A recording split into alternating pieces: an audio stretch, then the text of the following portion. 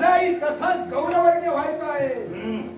सहज आमच्या मुखातून शब्द बाहेर पडले, तथास्तु तथास्तु तथास्तु. पण तू गौरवर्ण्य होशील, पण हा शिवशंभ भोलेनाथ काय सांगतोय ते नीट आहे.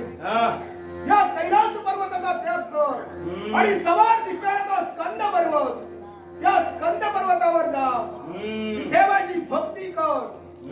माझ्या मार्गदर्शनाखाली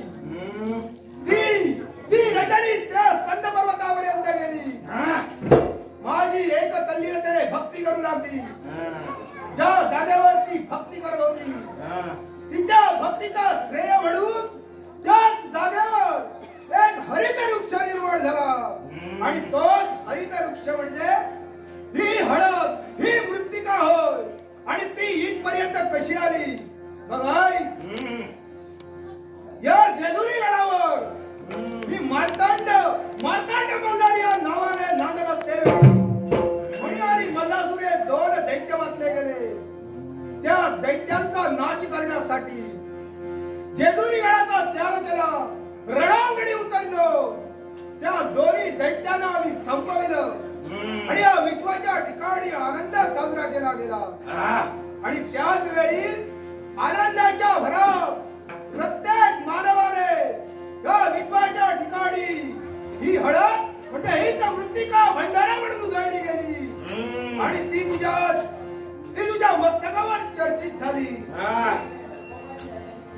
मला सांग रे वा, रजनी काळी होती, पिवळी केली. नक्की. मग पुढे माझं काय? तुझं अस्तित्व. अरे तू म्हणजे कोणी सामान्य नव्हे. भैरवांचे हृदय शिव आणि शिवांचे हृदय भैरव. म्हणजे मी शिवशंभूचा अवतार आहे. नक्की. तू शिवशंभूचा अवतार कसं हे सांग देवा. एका दिवशी मी आणि माझी भार्या कैलास पर्वती बसलो असता. आमच्या दर्शनासाठी हा बाळ नंदी धावाने होता आणि तो धावत येताना त्याच्या पाठीवर असणारं ते वरचिंड हलू लागलं आणि क्षणभर का होईना आम्हाला त्या वरचिंडाचं हसू येऊ लागलं. नंदीला तो राग आला.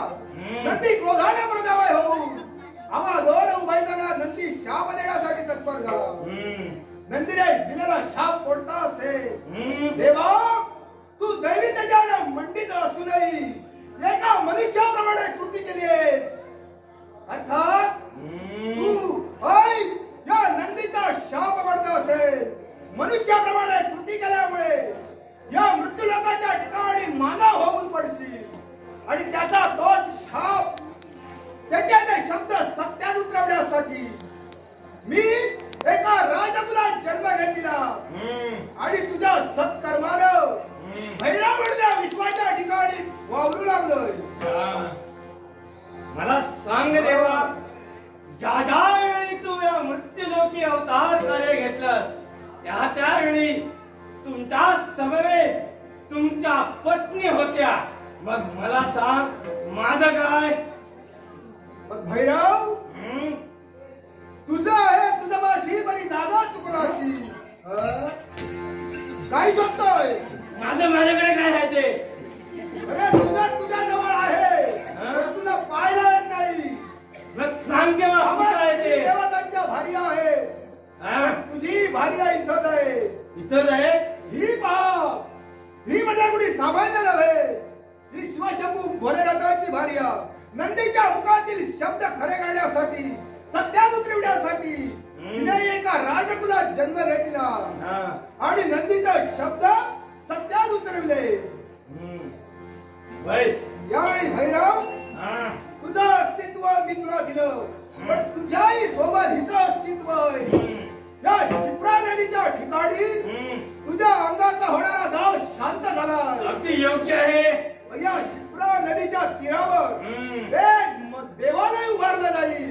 या शिप्रा नदीच्या तीरावर एक देवालय उभारलं जाईल आणि त्या सर्व भक्तजन माझे भक्ती करतील. नक्की. त्या देवालयात या शिवशंभ भोलेनाथाची, तुझी आणि हिची अशी तिघांची प्रतिष्ठापना केली जाईल. आणि त्या पुढं हिला भंडारा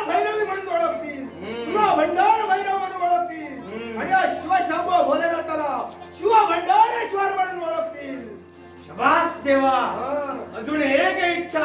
कोणती? देवा माझं मंदिर उभारलं जाईल. नक्की. माझ्या मंदिरात सुचिरभूत ब्राह्मण माझी पूजा अर्चा करायला येतील. मला हाच ब्राह्मण पाहिजे. भैरव ते शक्य नाही. का देवा? कारण तू या मृत्यू लोकांच्या ठिकाणी भैरव म्हणून वावरत असते वेळी अगदी योग्य आहे. तुझ्या हातून कित्येक ब्राह्मणांचा घात झाला, कित्येक ब्राह्मणांचा रक्तपात झाला. म्हणून तुझ्या त्या देवालयात ब्राह्मण येणार नाही तर तुझ्याच सारखे अघोरी येतील. हजारो वर्ष तप करतील, एका पायावर एका हातावर उभे राहून हजारो वर्ष तप करतील आणि तेच या आम्हा तिघांची पूजा करतील. असा या शिवाशांबा भोलेनाथाचा तुला मंगलमय आशीर्वाद. देवा अजून एक इच्छा.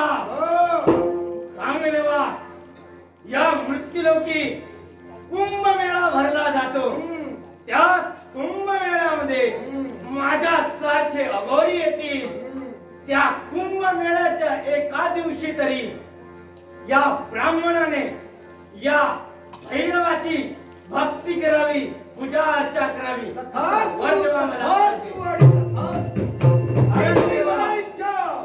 परिपूर्ण होईल. देवा हे झालं यांच्या बाबतीत, पण या शुक्राचार्याच्या मनात असलेली इच्छा नक्की मला होतास. इच्छा पूर्ण करी जाईल. नक्की देवा सर माझी असलेली अळण प्रस्थानाची इच्छा कशी पूर्ण होईल? तुला या नंदीकरवी संदेश करून इथपर्यंत या शिवशंभ भोलेनाथानं पाचारण केलंय. त्याला कारणही तसं नाही. कारण तू एवढ्या दिवस भांडत आलाय, वाद केलाय, पण तुझ्या पदासाठी देवगुरु बृहस्पती यांच्या सारखं अढळ पद तुला होतं. म्हणून तू आमच्याशी वादतंत्र करण्यासाठी तत्पर झाला. यावेळी या शिवशंभ भोलेनाथ तुला या विश्वाच्या ठिकाणी अढळ पद देतोय. आताच तुला या कलियुगाला सुरुवात झाली आहे आणि या नवमंडळात लक्ष लक्ष तारांगण आहे. त्याच लक्ष लक्ष तारांगणात तुझा स्थान प्रमुख असेल आणि यापुढे तुला शुक्र तारा म्हणून ओळखतील. शुक्र तारा म्हणून ओळखतील. शुक्र तारा म्हणून ओळखतील. धन्य देवा, धन्य देवा. मला शेवट हा